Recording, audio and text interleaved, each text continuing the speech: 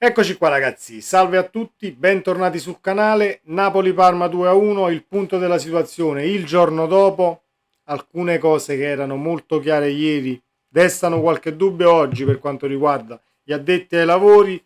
C'è qualche personaggio che ha dovuto posare il bicchierino, stava brindando quasi a ridosso della fine del match per continuare i festeggiamenti iniziati poi la sera prima, ma è andato storto, diciamo, l'ultimo brindisi perché anch'issa ha rotto le uova nel paniere. La situazione Neres dentro e fuori dal campo, senza finire però nei soliti luoghi comuni per quanto riguarda il furto, il Rolex, l'aggressione, eccetera, eccetera. Un grande Parma, un buon Parma, perché andiamo a vedere anche i numeri del match, non è stato sicuramente il Parma visto contro il Milan, anche per meriti del Napoli nel secondo tempo. Ma ci arriviamo, fatemi sapere la vostra qui sotto nei commenti, mi raccomando, iscrivetevi al canale se passate per la prima volta sotto questo contenuto attivando la campanellina, passaggio importantissimo per restare aggiornati cronologicamente su tutto ciò che succede sul canale stesso. Da dove partiamo? Partiamo da chi brindava per il milione che De Laurentiis deve pagare a Osimhen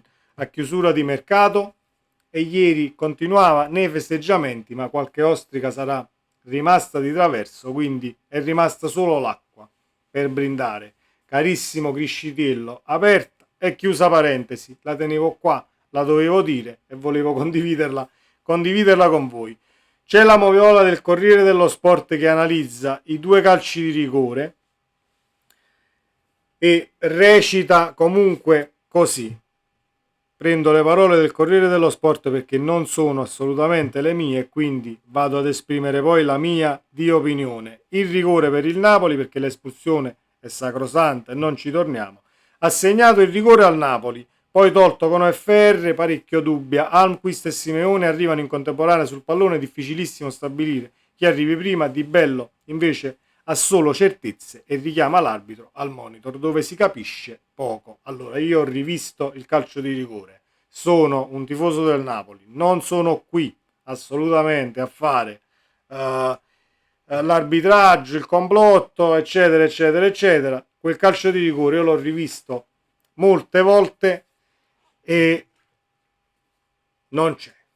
Non c'è, o meglio, difficilissimo stabilire se è chi arriva prima sul pallone, perché c'è quasi una cosa in contemporanea, quindi giusto andarlo a rivedere e giusto toglierlo per quanto mi riguarda. Il rigore del Parma, la moviola recita così: Tremolata assegna un rigore con sicurezza per un contatto fra Bonni e Meret, penalty solare live, a rallenti emerge la furbizia del giocatore di Pecchia, resta difficile però per l'arbitro fare diversamente da quello che ha fatto. Spiegare che Bonni punta i piedi, segnale chiaro di poca genuinità nel movimento, è più difficile che sostenere le ragioni, e ci sono, per il rigore. Allora, è sicuramente più rigore, è rigore per regolamento questo e quello del Napoli, e quello del Napoli no, perché c'è da dire che con il regolamento degli ultimi anni il portiere quando esce, soprattutto a terra, e scivola, o i tempi di uscita li battezzi come si deve, oppure anche non rovinando del tutto sul calciatore, ma al minimo contatto comunque viene data la massima punizione, pur andandolo a rivedere al VAR. Se c'è il contatto comunque viene dato il calcio di rigore. La cosa sulla quale mi soffermo io, e concludo perché ripeto non voglio assolutamente fare il video da varista nella maniera più assoluta, è che poi nel proseguo del campionato queste cose noi le segniamo e le ricordiamo.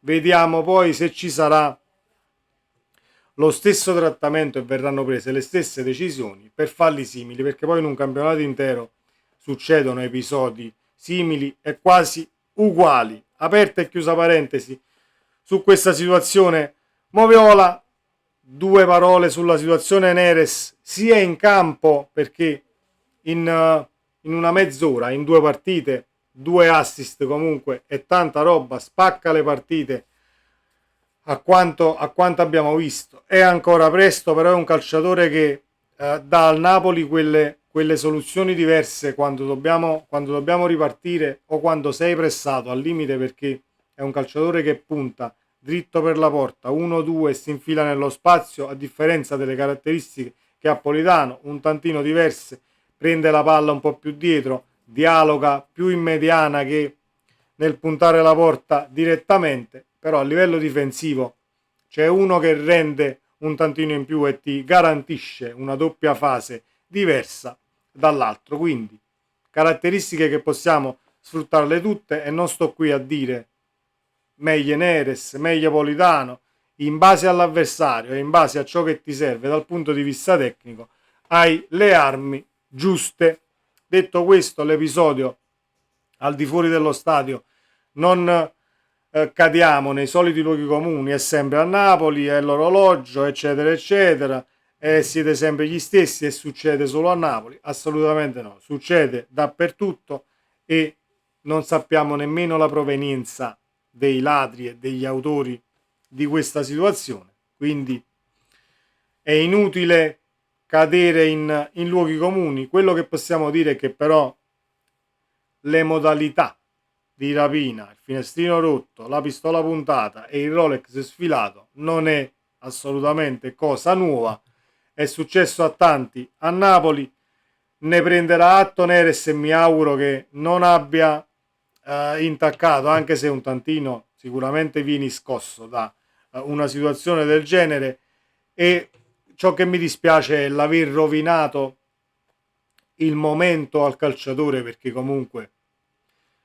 a livello mentale esci dal campo in un modo, ti ritrovi comunque diversamente dopo pochissimi minuti. È quello che dispiace, e mi auguro che Neres superi quanto prima e capisca che ovviamente, anche se dovrebbe essere una cosa normalissima poter indossare un orologio che io ho acquistato a 100.000 o a 10 euro, però ovviamente non è possibile, perché fa gola a tanti ed è una cosa molto rapida da poter, diciamo, da poter rubare, e quindi si deve evitare purtroppo di indossare determinate cose, soprattutto in alcune zone. Il campo, il Parma ha fatto una grande partita, è stato un grande Parma, si legge di un grande Parma, il Parma ha fatto la partita che doveva fare, non è stato il miglior Parma, ovvero il Parma visto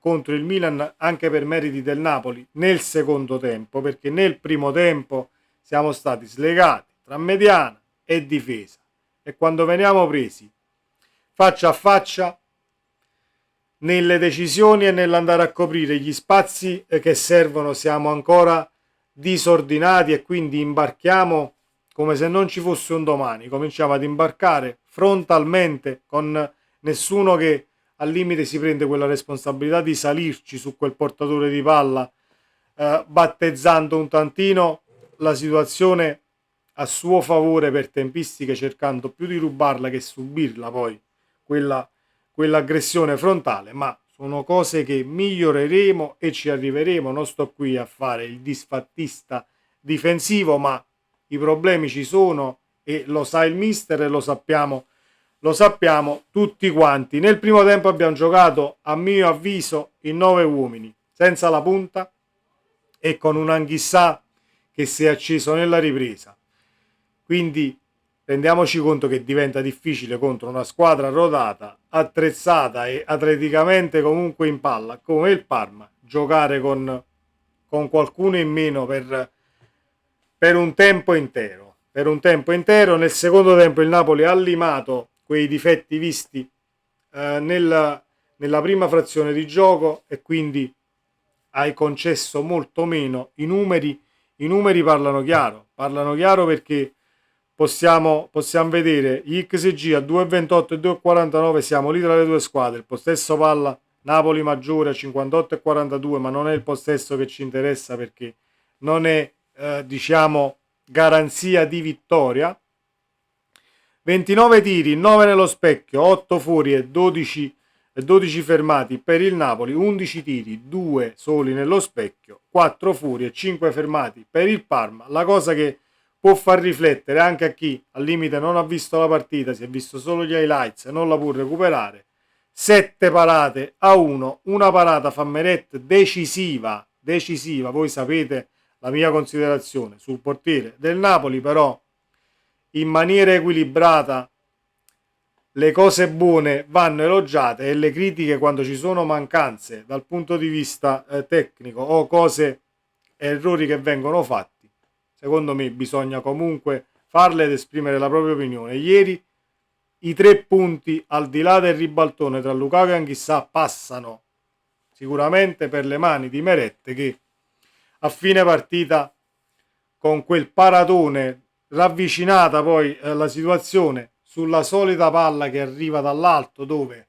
siamo tutti a guardare dove finisce il pallone, curandoci meno di dove sta andando l'avversario a prenderselo quel pallone, migliorare anche lì. Ma l'abbiamo visto anche l'anno scorso, ricordando un episodio su tutti, quella palla altissima del Cagliari con Luvumbo, e prendiamo comunque quel gol che non devi prendere.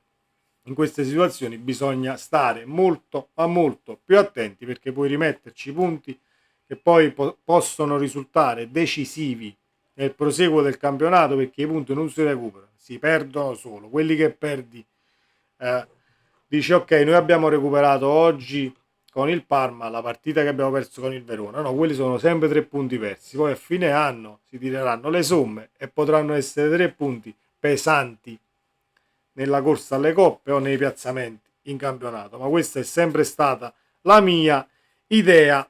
Cambia il Napoli nella ripresa con l'entrata in campo della punta e di Lukaku, che senza allenamenti, senza l'amalgamarsi con i compagni, perché 2 giorni ci sono stati, ma 2 giorni è anche tanto. Ma Lukaku è entrato in campo da leader, è entrato in campo facendo capire ai compagni che fino, ieri è stata una partita con un tempo supplementare, comunque fino al 90° e più bisogna assolutamente crederci. Situazione che Lukaku forse già aveva di suo, ma l'avrà sicuramente coltivata nel passato con Conte e al limite con gli altri allenatori che l'hanno allenato per mentalità, e quindi dopo il gol del pareggio ha richiamato tutti sul pezzo, perché mancava ancora un pochino. E ovviamente la situazione che a favore del Napoli, l'espulsione del portiere e non hai un calciatore di ruolo tra i pali, fa scaturire negli attaccanti, ma di qualsiasi squadra, quella consapevolezza di poter arrivare al tiro e tirare verso la porta, pur non dovendo essere per forza così precisi e metterla all'incrocio, perché poi una cosa che hai un portiere tra i pali, una cosa che hai un calciatore adattato per ciò che è successo. Non avevi più i cambi, è vero che il Parma ha speso un cambio per infortunio, però la si poteva leggere diversamente. Non puoi arrivare, secondo me, al 75esimo, dove hai finito tutti i cambi e recupero compreso, ti mancano comunque 20 minuti buoni di partita in bilico.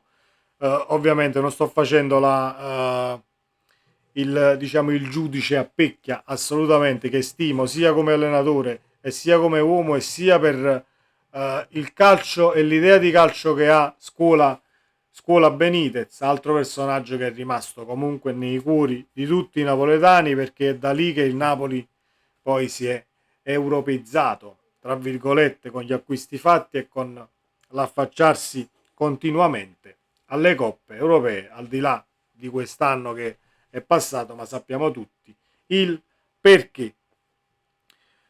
A me ha impressionato e non poco l'applicazione di Lukaku, che ha chiesto palla continuamente per tutto il tempo che è stato in campo, continuamente. Spalle alla porta, in un'azione ha recuperato un bel pallone, e quando si mette a terra spalle alla porta sappiamo benissimo che diventa difficile rubargli il pallone, dialoga di più con i compagni rispetto alle caratteristiche che poteva avere un Osimhen, e quindi molto probabilmente, è ancora presto dirlo, ma si andranno ad esaltare ulteriormente le caratteristiche tecniche che hai sugli esterni di Neres, di Kvara e magari anche di qualche centrocampista subentrato, un McTominay di turno con un Anghissà che potrebbe talvolta rifiatare. Conte in conferenza dice comunque siamo questi, eravamo pochi a centrocampo, la rosa è questa, dice il mister, e quindi chiusura totale. Nelle chiacchiere che stanno girando, forse il Napoli potrebbe reintegrare Osimhen, eccetera, eccetera. La rosa è questa dal punto di vista tattico, questi sono i calciatori, sono contento di ciò che è stato fatto, mi dispiace, dice Conte, per la situazione Osimhen, perché avrebbe portato il Napoli ad acquistare qualcosina in più per essere ulteriormente completi. L'esterno può darsi però che arrivi sempre a parametro zero, non lo sappiamo e seguiremo comunque cosa succederà nel proseguo del tempo. Però per tutti quelli che potevano dire adesso il mercato non ha venduto Osimhen, Conte fuori dal Parkers Hotel, se non erro, in quella dichiarazione, non è giornata, eccetera, eccetera. Hai visto? Conte si è arrabbiato. Non c'è niente di tutto ciò. Conte è contento di ciò che è stato fatto, vista anche la situazione difficile da gestire per quanto riguarda il mercato, quindi potete scrivere qualcos'altro, perché in casa Napoli non ci sono assolutamente screzi né tantomeno divisioni tra società, allenatore, squadra e spogliatoio. L'ultima cosa, e concludo, forse il Napoli deve dosare la rabbia agonistica e la frenesia nell'arrivare al gol e nel voler sovrastare l'avversario. Lo si vede quando il Napoli la butta dentro e quando il Napoli la ribalta, ma anche col Bologna quando abbiamo segnato. C'è una rabbia di voler spaccare tutto, non indifferente, e quindi dal punto di vista mentale non dico che Conte abbia risolto il problema del tutto, assolutamente, però siamo sulla retta via nel volersi rimettere in gioco, partita che dà consapevolezza. Servivano i 3 punti, l'ha detto anche il mister, non siamo pronti dal punto di vista tattico, vorrei avere più allenamenti, abbiamo cambiato anche moduli di gioco a partite in corso, però per ciò che abbiamo potuto provare con i nuovi innesti il tempo è stato poco, arriverà anche quello, e come abbiamo detto noi in questi giorni, come veniva, servivano i 3 punti.